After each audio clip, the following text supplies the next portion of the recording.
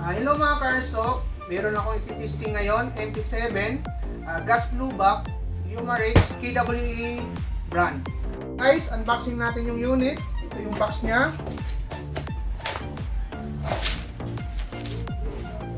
Ito yung laman ng loob.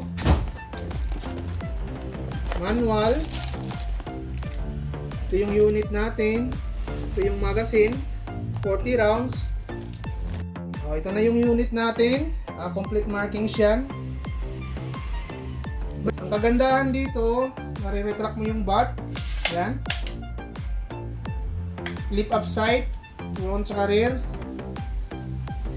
Tapos meron na din siyang kasamang forward grip. Baba mo lang to. Yan. Ito yung safety niya. Ito naman yung semi. Ito naman yung automatic.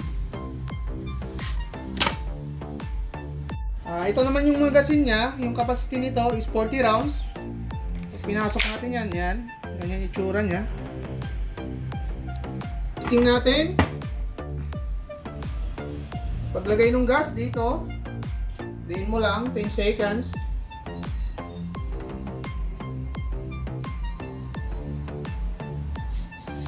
Yung paglagay naman ng bala, baba natin to, sagad mo lang, may lock yan. Dito sa ibabaw.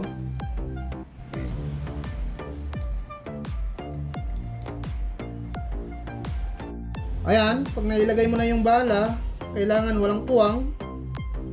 Pindutin mo lang to. Okay.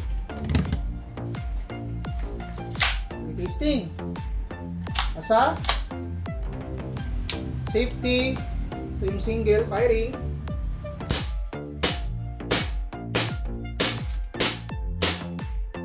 Switch mo lang pababa.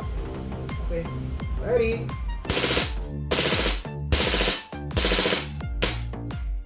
Pag naubusan ng bala, maglalak din siya.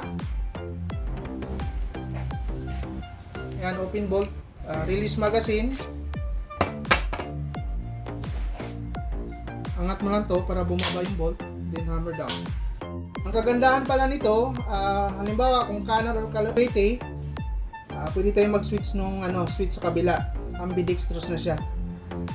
Yan, ito yung bandang kanan, ito naman yung sa kaliwa.